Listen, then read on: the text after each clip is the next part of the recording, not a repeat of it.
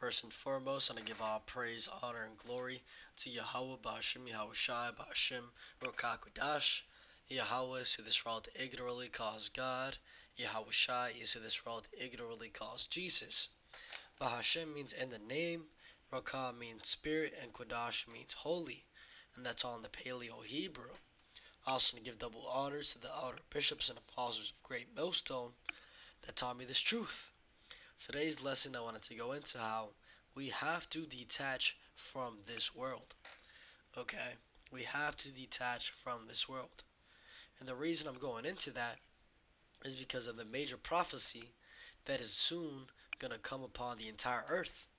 Okay? And that is the mark of the beast. Right? So you have to detach from this world or else you ain't going to pass that test. Right? Because, hey, when the mark of the beast, the chip, is made mandatory worldwide, you're going to have two options. Okay? First option being take the chip, okay, and be destroyed by the Heavenly Father and His angels, or don't take it and be preserved, right? The Lord's going to sustain you. Have faith that's going to happen, right? And if you're not detached from this world, and you're going to take that chip, right? The only way not to take that chip is if you are not connected to this place at all. And let me take that back.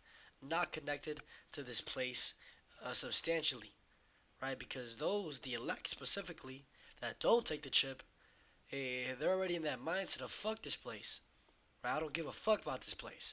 I want to see this place go down because of the wickedness that's going on, right? We're not spiritually, we're not in America, right? We have departed, as it says in Micah, chapter 2 and verse 10. Arise ye and depart, for this is not your rest, because it is polluted, it shall destroy you, even with the sword destruction. Right? That's what we're supposed to do is spiritually, right? We're supposed to depart. Right? Spiritually, we gotta always remember that the soon to come, a fire is gonna completely annihilate this place. Right? None of this shit matters. And the reason, as it says, because this is not our rest.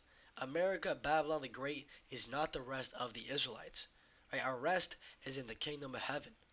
Okay, no matter what kingdom comes, what kingdom rises and falls, if it's not the kingdom of heaven, it's not our rest. We're still under our enemies, under the curses, and oppressed. Right? The only thing this place does is destroys us. Right? Keeps us polluted by the gods and the idols that they push upon us. Right? By the low vibrational music. Okay? These wicked ass harlots, women out here, they trying to destroy you. Right? From all types of angles, we are being destroyed. So, and Mike is saying, you gotta arise and depart. Right? Detach from this place, because this is not your rest. Right? Greater glory is coming. So, that's the mindset we need to be constantly in. Is just always detaching. The more you detach from this place, the greater your spirit is gonna be at ease. Right? Because when you're completely engulfed in this world, right, you're gonna be worrying, right? And the easy way to an analogy is I always think about is I remember being in the world. Yeah, I would worry about shit. How am I gonna do this? How am I gonna do that? How am I gonna do this? Right? Because I thought I was in control. Right? But once I heard the gospel, the good news, this word, man. It took away that worry because I realized I'm not the one in control. Yahweh Ba'ashim Yahushai is the one in control.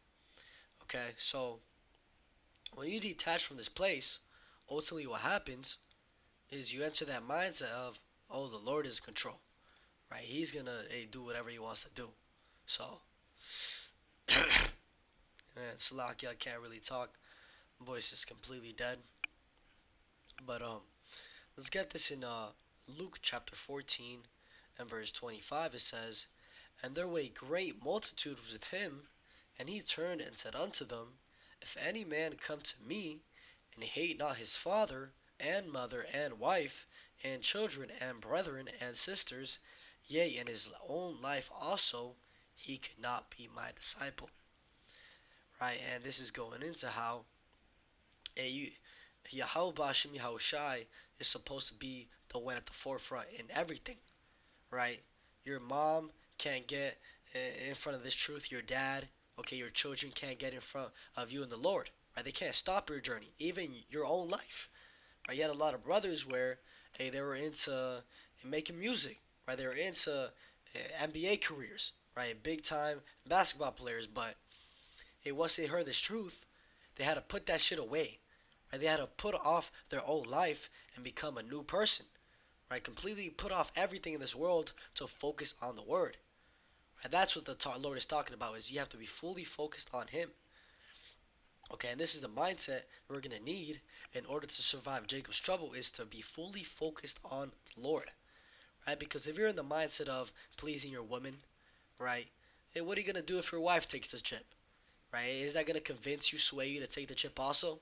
No, fuck that shit, right? She got to get fucking destroyed, right? You got to worry about your own self, right? So that's the mindset we need to be in, is focusing on your own self and the Lord, right? Always focusing on the Lord, on the Lord. Okay, and you can't let anybody get in between that. It ultimately goes back to detaching from everything, family, okay, so-called friends, right? What are you gonna do if a brother, right, you labor with day in and day out, bugs out and takes the chip, okay? What are you gonna do? You gotta keep it pushing, right? Gotta keep it pushing.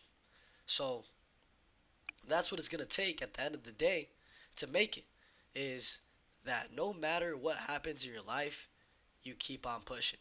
Right, as it says in verse 27, and whosoever doth not bear his cross and come after me cannot be my disciple. Right, so you gotta bear that cross. Right, whether it's nice outside or whether it's raining, you gotta bear that cross. Right, you gotta go out there and do the work, day in and day out. Okay, stand firm. Okay, for what you believe in. Okay, as it says in, I think in Esdras, let's actually pull that. Okay, when it goes into how Esdras saw those that made it. I think it's Second Esdras chapter 2. Second Esdras chapter 2, and I'll start at verse 42. It says, I, Esdras, saw upon the Mount Zion a great people, whom I could not number, and they all praised the Lord with songs. In the midst of them there was a young man of a high stature, taller than all the rest, and upon every one of their heads he set crowns, and was more exalted, which I marveled at greatly. Right, and that man, that young man of high stature, is talking about Yahweh Shai, right? And those people that he was putting crowns upon is the elect, right? Those that made it, okay? That stuck it out to the end, that didn't bold, that didn't bend or fold at anything that came their way, okay? Every single one of us is supposed to be striving to be part of that number, okay? If you're not in that mentality, I don't know what the fuck you're doing, man. Because this is the most important thing on this earth right now, is to be focused on the Lord, right? In this world, right now they ain't focused on the Lord. They're focused on folly, right? They're focused on bullshit, on witchcraft. But soon to come, they're gonna have no other option but to seek the Lord. But it's gonna be too late. It's gonna be too late. It says, so I asked the angel and said, Sir, what are these? He answered and said unto me, These be they that have put off the mortal clothing, and put on the immortal, and have confessed the name of God. Now are they crowned and receive palms. Then said I unto the angel, What young person is it that crowneth them and giveth them palms in their hands? So he answered and said unto me, It is Salakia. As I was saying, it says, So he answered and said unto me, It is the Son of God whom they have confessed in the world. Then began I greatly to command them that stood so stiffly for the name of the Lord. And that's the point, is that those men that made it, right, and women and children, they stood stiffly for the name of the Lord, right? Woman broke up with you, you stood stiffly. You're broke, you stood stiffly, right? Your body is going through all types of diseases, you stood stiffly. Saints plaguing you in the mind, you stood stiffly, right? No matter what came upon you, right, being mocked, okay, just being, just going through complete hell, you stood stiffly for the name of Yahweh Ba'ashem Yahushai, right? And that's what it's going to take. The only way you're going to be able to do that is from detaching from everything, detaching from this world. So, let's read this in 1 John chapter 2 and verse 15. It says, Love not the world, neither the things that are in the world. If any man love the world, the love of the Father is not in him. Right? So you can't love this place. Right? You gotta hate that shit. And obviously, there's things we love. Right? There's little things we love. But as a collective, you have to be in the mindset of wanting to get the fuck out of here.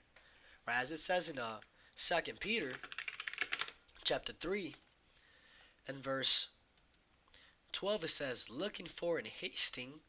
Right? So the believers are going to be looking for and hasting unto the coming day of God, where the heavens being on fire shall be dissolved, and the elements shall melt with fervent heat.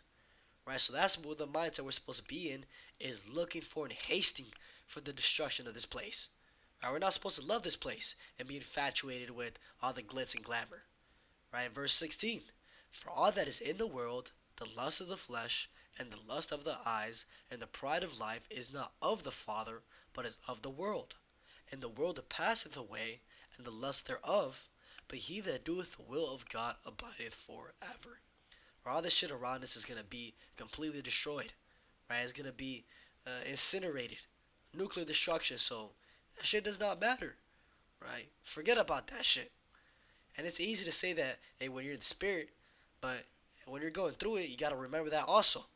Right? Fuck this shit. Lord got me. So, it's the mindset we got to be in. Right? Because, let's read it. Revelation chapter 13 and verse 16. And he causeth all, both small and great, rich and poor, free and bond, to receive a mark in their right hand or in their foreheads. And that mark is going into a chip, right? An RFID chip that they are going to implant inside of you. Okay, and everybody is going to have to take it in order to be part of society. It says, and that no man might buy or sell, save he that had the mark or the name of the beast or the number of his name. Right, so without this chip, you're not going to be able to buy or sell. You're not going to be able to go get your favorite pack of ramen. Go buy some eggs. Right, go get some water. Okay, your necessities. You're not going to be able to do that. You're going to be completely cut off. Okay, but hey, that's what we need to endure. Right, as it says in Isaiah chapter 10 and verse 20, it says, and it shall come to pass in that day that the remnant of Israel, as such as are escaped of the house of Jacob, shall no more again stay upon him that smote them, but shall stay upon the Lord, the Holy One of Israel, Yahweh, in truth. Okay, and this is talking about the day of Jacob's trouble. Okay, when society collapses. Okay, when the mark of the beast, the chip, is made mandatory. Right, the elect, the remnant, the 1/3, are going to rely upon the Lord. Okay, and everything. We're going to be out here moving on straight faith. We're not going to take that chip. Lord willing, I'm a part of that number. Because we're going to remember that. Hey, that we're going to remember the consequence. Right, utter destruction if they take that chip. And we're going to remember that the Lord promised to take care of his people. Right, but these other niggas out here, these 2/3, they're going to rely upon those that have smote them. They're going to rely upon this American government. Okay, and believe that they're going to be helped. But at the end of the day, this is going to lead to more confusion. Right, it says that in Isaiah chapter 30 and verse 1, it says, woe to the rebellious children, saith Yahweh, that take counsel, but not of me, and that cover with the covering, but not of my spirit, that they may add sin to sin, that walk to go down into Egypt. And this Egypt here is talking about America. Right, Revelation chapter 11 verse 8 goes into how Babylon the Great America is spiritually called Sodom and Egypt.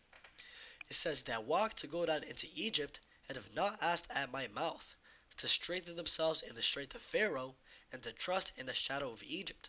Right, and this is going into how these rebellious children, the 2/3 wicked as Israelites, they're going to go and trust on this system. They're going to go and trust the devil and trust the government and take that chip.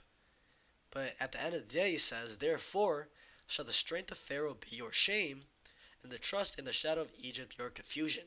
Right? Because, hey, trusting in this government is only going to lead to your own demise. These niggas don't give a fuck about you. The only reason they're rolling out the chip is to have full control over you. Right? So, you're going to be in a deeper state just confusion. Right? Shame. You're going to be like, damn, I fucked up. And it's going to be too late. The Lord's going to punch your ticket. So that's a scary thing to think about, man. Scary situation to be in. You gotta pray that the Lord doesn't have you in that lot. But it says, and that no man might buy or sell if he that had the mark or the name of the beast or the number of his name. Okay, so the only way you're not gonna take the mark is if you have detached from this place spiritually. So I'll leave it at that.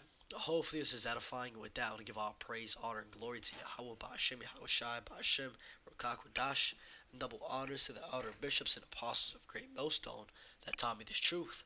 Shalom to you, like Shalom.